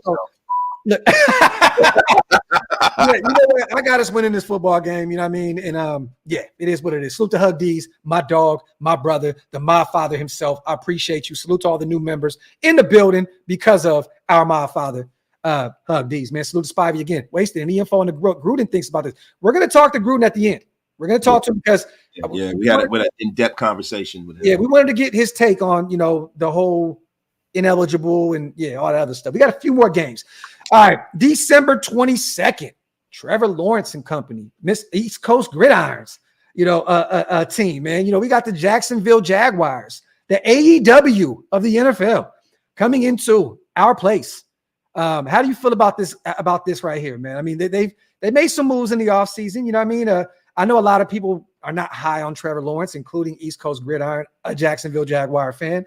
But it's going to be interesting to see who's at quarterback here, because if Gardner Minshew's their former Jacksonville Jaguar, he may be out for blood. You know what I mean? How do you feel about this game, December 22nd at home against the Jacksonville Jaguars? I feel like these are one of the 4 games that we need. We need this game. You need this game if you're going to get to that double-digit win thing. This is a team that has a decent roster, but this is a team that's coming all the way west, and playing us at late in the season. Yep. We have to see if they're going to be able to keep Trevor Lawrence upright. Trevor Lawrence has been a guy who is built very, very thinly. A lot of people overlooked that when they were evaluating him in the draft. Trevor Lawrence is a guy who I don't know how he's going to deal with all of this losing. I think he lost 1 game in college, 1 or 2 games in college. He didn't really lose at all in high school. And now he comes to the National Football League where he's getting knocked around like a piñata. And they didn't do much to help his cause up front. And guess what? Once again, you guys, another team that had a bad draft. I like the Brian Thomas Jr. pick out of LSU. He was there at 23. They took him off the board.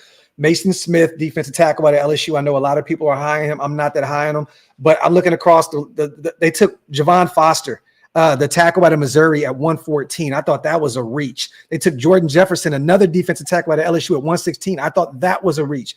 I just don't think that they really made strides in terms of their draft class. Yes, they have, Josh Allen out there. He's a phenomenal talent. But I don't think that they have enough to get it done versus us, especially at home week 16, because I think we're going to be fighting for something here. And I don't know if Jacksonville is, you know what I mean? So I got us winning this football game. December 29th. This is who would have thought, bro, that potentially Derek Carr can somehow, some way ruin our playoff chances possibly this late. Look, this is Raider karma, right? It always happens to us, right? Yeah. This is why the National Football League made this game this late in the season. I think the odds makers for the league kind of see and they know that this team was going to be better. They know that we're going to be fighting for something at this point in the season. They know that the Saints being in one of the worst divisions in football, should be fighting for something. Mm-hmm. This is poetic justice. Yeah. This is poetic justice right here. My Raiderdom will never allow me to say we're going to lose this game at all. Even if I felt like we were, I can't do it. You know why I don't think we're losing this game? Because look, when you look at it, you talk about quarterback coach combo, right? Dennis Allen has been a woeful head coach.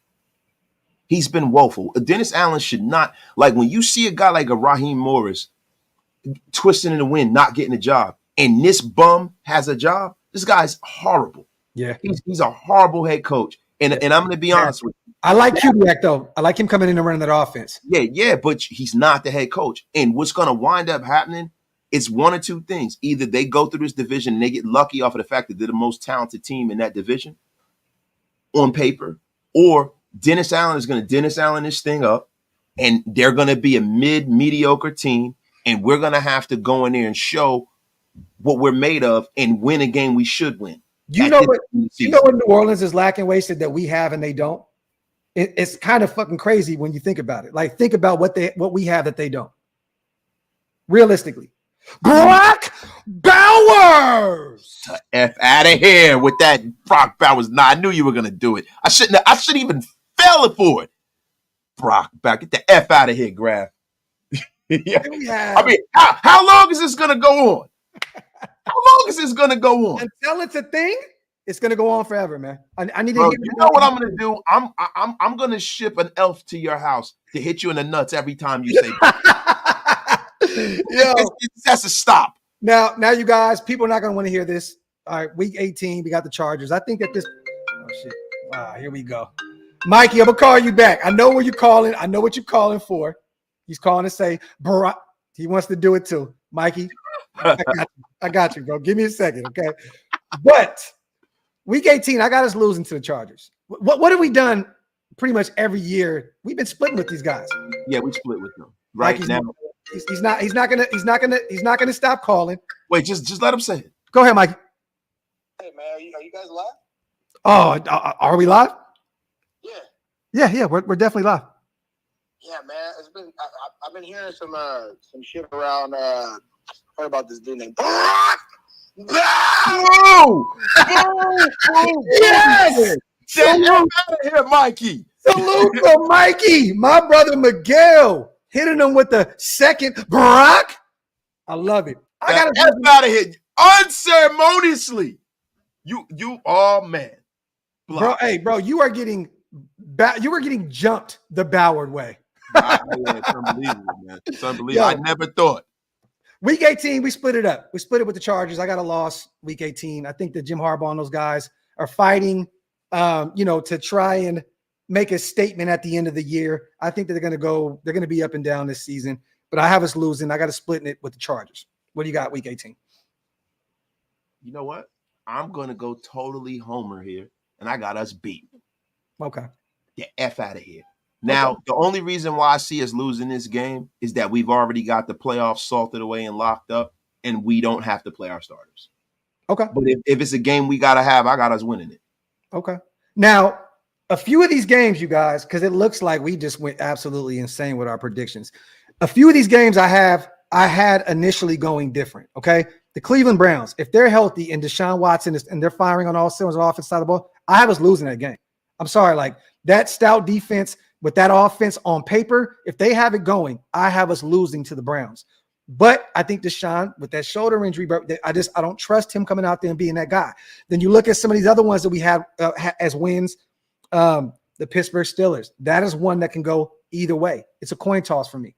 You know what I mean? There's a few games here that can go opposite. Because right now, I'm gonna be real, it look like we like fucking 14-3 or some shit. Like that don't even sound right. we just homered this out for real, bro. Like, yo, listen, it sounds good to me, damn it. I'm trying to see. All right, so Chargers like music to my ears, man. Chargers win. All right, we're gonna go Carolina win. We said the Browns, Broncos, Steelers. Okay, Rams I had losing, Chiefs I had losing, Bengals I had as a win. Miami I had it as a win. My Denver, damn, bro, yeah, Kansas City. The Atlanta game can go either way too. At Tampa Bay, I got 10 wins right there. and it gets a little tricky there. But a few of those games can go other ways. We're not winning. That Browns one, it's the time of year that we're playing the Browns. They're not going to give up on Deshaun Watson. Now, Deshaun Watson, in 2020, he was a superstar, one of the 3 best quarterbacks in the league. And then he went 2 seasons without playing. And then in 2022, had 1,000 yards, 7 touchdowns, 5 picks, right? Last year, 1,000 yards, 7 tutties, 5 picks, and he didn't play a lot. So this guy hasn't really played since 2020. It's now 2024, right? And I haven't seen a quarterback lose that much steam and come back and be the kind of player he once was. I haven't seen that in a long time. I don't know if Deshaun Watson makes it out of this season as their starter. Okay. I don't know that. Well, you know what? For Homer's sake, I'm going to go against the grain. I'm going to go back and say we lose to Cleveland. I got us 2-2 in those first 4 games.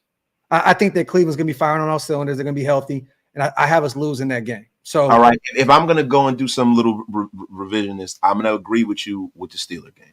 If I'm being honest, I'm going to agree with you with the Steeler game because Mike Tomlin is Mike Tomlin. Yeah, right? And see, those are the 2 games that I'm really, really looking at that can go either way. You know what I mean? So let's just say that we're salute to Evil Mitch. I know the schedule is tough. It won't be easy. We'll get hit hard in battle, but one chosen thing, save his name. Brock Bowers. Salute to Evil Mitch. Salute to Lord Buddy Bear as well. Second year in a row that week 2 is the game that scares me the most. Tom Brady fumbled. Nothing that guy ever does will make me forget that. Raiders. Salute to Lord Buddy Bear, my guy in the building. Very powerful Lord Buddy. Salute to my brother, man. Jason's still in the building. I got to get out of here and meet him for cigars here in a second. But I'm going to say this. I got the Pittsburgh game and the Cleveland. Those are the 2 games that I'm looking at. I really have us beating Cincinnati and Miami, bro. I really have us beating those teams. So I'll go Chargers 1, Carolina 2, Denver 3, Cincinnati 4, Miami 5, Denver 6, Kansas City 7, Tampa 8, Falcons 9, Jacksonville 10, and then the Saints 11. So I'm going to go with 11, and that's always been my ceiling in terms of what the Raiders can do this year. 11 and 6. My basement is 9 and 8. So we're not winning 13 games. I'm not. I got to take that back. I got to walk that one back. So I'm sorry, you guys. I got to walk it back. But I got 10, 11 wins this season, and we get into the playoffs. Yeah, listen. I look at that sentiment. I'm gonna use a little more hopium and have us winning 12 games this year, and the reason why. Look, and this is the reason why you have a lot of teams that are on our schedule who really, man, can really go up or down. You don't have a lot of teams that are as established as the Chiefs are. You know what I mean? Like even with the Rams, man, the Rams are in a bad way right now with their quarterback situation. You don't know what Matthew Stafford you're going to get. You don't know what Deshaun Watson we're going to get. And I think there's a changing of the guard. The same way we see in the NBA this year, there's been a changing of the guard. It's not boilerplate anymore. You're not going to see Kevin Durant, LeBron James, and Stephen Curry running the league. I think with the quarterback hierarchy in the National Football League, there is a changing of the guard coming. And I think guys like Deshaun Watson, guys like Russell Wilson, guys like Matthew Stafford are a thing of the past. And I think we're going to benefit from that. Wasted, did you say something? Hey, Graphk, don't even start with your nonsense. Brock Bowers nonsense. Get that F out of here. I'll fuck it around. Okay, hold on real quick. Okay. I just got my bro Mike's message as well. Salute to everybody here in the building. We kind of wanted to have some fun and go over this schedule. Some things will change. Like I said, that Cleveland and Pittsburgh game are the games that I'm kind of teetering with. For some reason, I have this strange feeling that we're going to beat Cincinnati and beat Miami. I don't even have an L attached to those two games.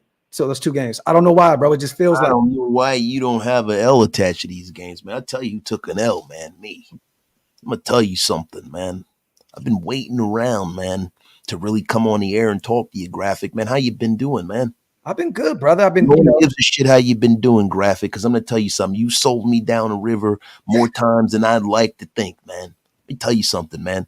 The NFL stands for not for long, man. Because I'm gonna tell you something, man. I'm not gonna stop until I bring this to the Supreme Court of the United States, man. Even though they said I can't bring this to court, I'm gonna continue to do this. Because you know why, man? Everybody's getting on old Gru, man, for saying a few colorfully racist things.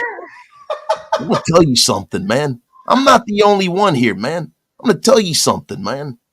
You guys ever watch New Jack City, man? You ever watch New Jack City? Yes, man. That's right. Listen, man, I'm going to be just like Nino Brown on the stand. I'm bringing everybody down with me, man. It was Kareem Akbar, the educated brother from the bank, man.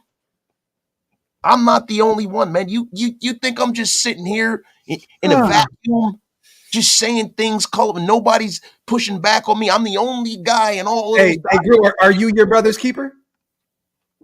Yes, I am, man. And Jay Gruden was, you know me. Let me tell you something, Graph. Let me tell you something, man. You made me lose it, man. You almost made me lose it, man. I'm going to tell you something, man. You can take this to the bank. You can knock on wood if you're with me, man. Roger Goodell is a baby back bitch. He has a head like a gallon of milk, man. I'll just tell you just like that, man. Yeah, I never seen a guy whose head's that symmetrical, man. It looks like a pack of cigarettes, man. So now I'm not getting my money from the NFL. I'm just going to go up on everybody, man. Let me tell you something, man. F wasted talent too, man. He didn't have my back, man. Why do you think I'm friends with this guy? I wanted him to have my back through all of this, man. And he has said nothing to support me through this, man. So F you and wasted, man. I don't know if I'm going to be coming back on your podcast anymore, Graphk. Hey, you know what, Gru? That's cool, because guess what? You are now ruled ineligible. I'll tell you what's ineligible, Graphk. Brock Bowers, man.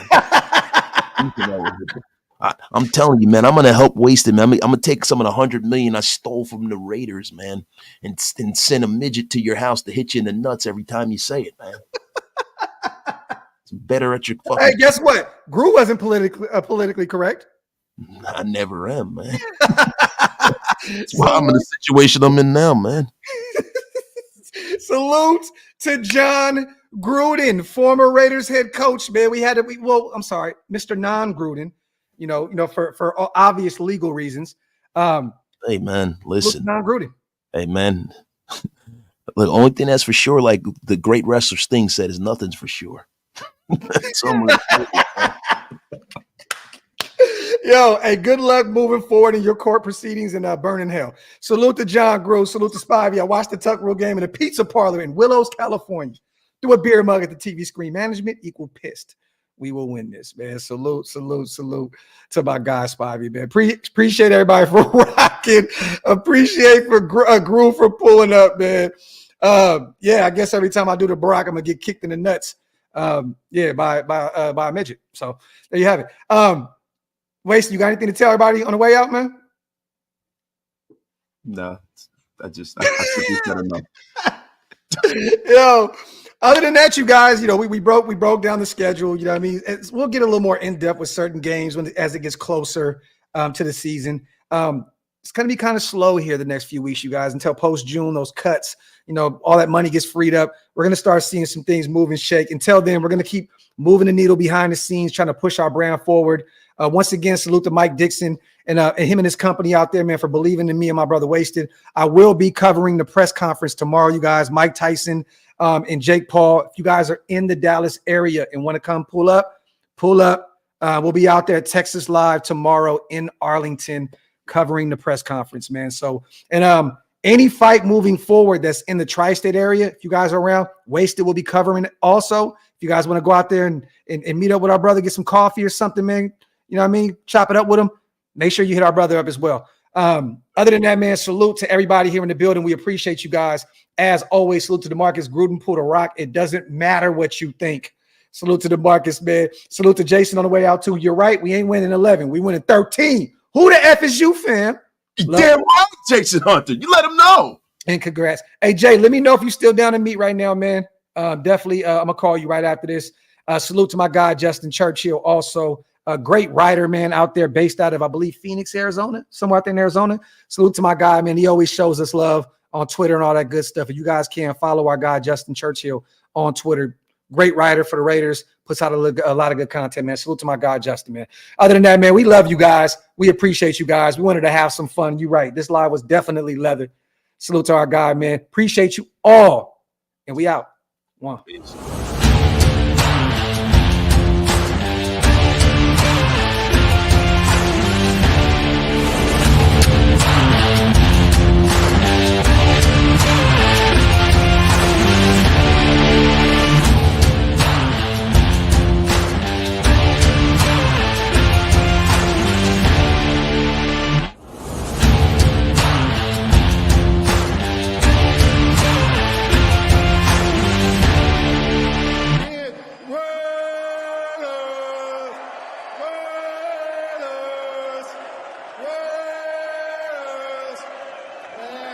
time